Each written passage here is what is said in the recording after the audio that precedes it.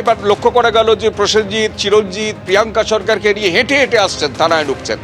এই প্রক্রিয়াটা বলো, এবং থানায় কাদের বিরুদ্ধে অভিযোগ হচ্ছে এবং নির্দিষ্ট কিভাবে অভিযোগ হচ্ছে, কোন কোন সূত্রে তারা অভিযোগ করছে? দাদা, এই মুহূর্তে দাঁড়িয়ে সবচেয়ে বড় প্রশ্ন সেটা হচ্ছে আর্টিস্ট ফোরামের তরফে একটি অভিযোগ দায়ের করা হচ্ছে, এবং সেই অভিযোগ দায়ের করা হচ্ছে একেবারে প্রয়োজনীয় সংস্থা ম্যাজিক মোমেন্টসের বিরুদ্ধে। এটা স্পষ্ট হয়ে গিয়েছে। কিন্তু প্রিয়াঙ্কা সরকারের উপস্থিতি অত্যন্ত গুরুত্বপূর্ণ। সেক্ষেত্রে এই প্রশ্নটাও থাকছে যে প্রিয়াঙ্কা সরকার কি ইন্ডিভিজুয়ালি তার স্বামীর মৃত্যুর তদন্ত চেয়ে কোনো অভিযোগ দায়ের করছেন? যদি করে থাকেন তাহলে কিন্তু সেটা অত্যন্ত গুরুত্বপূর্ণ হতে চলেছে। তাহলে কিন্তু পুলিশের তদন্তটা আরও ব্যাপকতা পাবে, এবং সেক্ষেত্রে পুলিশ এখান থেকে তালসারিতে যেতে পারে, কি ঘটনা ঘটেছিল সেখানে হোটেলের যারা কর্মী আছেন তাদের সঙ্গে কথা বলতে পারে, বা যারা প্রোডাকশন ম্যানেজার সেদিনকে ছিলেন বা প্রোডাকশনে যা যা জড়িয়েছেন প্রত্যেককে ইন্ডিভিজুয়ালি দেখে তাদের বয়ান রেকর্ড করতে পারেন।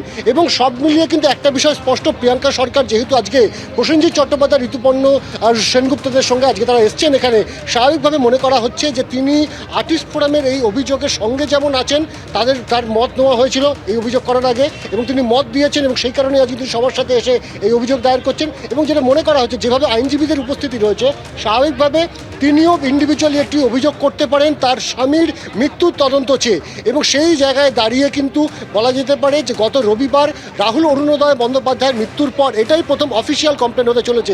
এবং আমরা দেখতে পাচ্ছি যে প্রচুর সংখ্যায় কিন্তু আর্টিস্ট তারা কিন্তু এসছেন। এবং কেন আজকে আর্টিস্ট ফোরামের তরফে এই অভিযোগ দায়ের করা হচ্ছে, প্রসেনজিৎ চট্টোপাধ্যায় গতকাল রাত্রেই স্পষ্ট করে দিয়েছেন যে তাদের তরফ থেকে 1 এপ্রিল ম্যাজিক মোমেন্টসের কাছে একটি চিঠি পাঠানো হয়েছিল, যে চিঠিতে তারা জানতে চেয়েছিলেন যে গাফিলতির বিভিন্ন বিষয়, সেই বিষয় দিয়ে তারা যে উত্তর পাঠিয়েছেন ম্যাজিক মোমেন্টসের তরফ থেকে, সেই উত্তরে কিন্তু কোনোভাবে সন্তুষ্ট নয় আর্টিস্ট ফোরাম। এবং সে কারণেই কিন্তু তারা গতকাল রাত্রে একটি বৈঠক করেন টেকনিশিয়ান স্টুডিও, এবং তারপর সিদ্ধান্ত নেন যে আজ অর্থাৎ সেখানে কিন্তু কমপ্লেন করা হবে রিজেন্ট পার্ক থানাতে। অনির্বাণ যেটা স্পষ্ট করলো সেটা এখন শুধু সময়ের অপেক্ষা যে প্রসেনজিৎ চট্টোপাধ্যায় এবং প্রিয়াঙ্কা সরকার এবং চিরঞ্জিত, আবির চট্টোপাধ্যায়, ঋতুপর্ণা সেনগুপ্ত যারা ভেতরে আছেন তারা বাইরে বেরিয়ে কি বলেন। আজকের তাদের বক্তব্যের উপর অনেক কিছু নির্ভর করছে। রাহুলের চলে যাওয়াটা তো খুব স্বাভাবিক নয়, এবং এমনভাবে একটা দুর্ঘটনা ঘটেছে, আমরা প্রথম তো 2 দিন সময় লেগেছে, নানান রকম প্রশ্ন করেছেন অনেকে, এবং আজকে দাঁড়িয়ে যেটা আমরা বললাম সেটা একটা করতে, সেটাকে পুরোটা প্ল্যান করতে, সেটাকে জায়গায় আনতে, আইন একটা এমনই জিনিস, তার নানান দিকে অনেকগুলো বাধা আছে, সেরকম মানুষদের সঙ্গে বসা।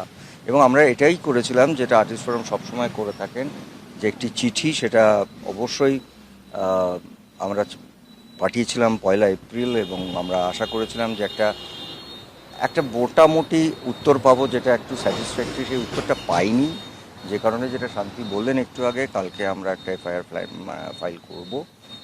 যে চলে গেছেন তাকে ফেরানো যাবে না। আমরা প্রচুর সময় নিয়েছি, এটা নিয়ে অনেকের প্রশ্ন আছে, কিন্তু কিছু কিছু জিনিস থাকে বিশেষ করে যেখানে আইন জড়িয়ে যায়।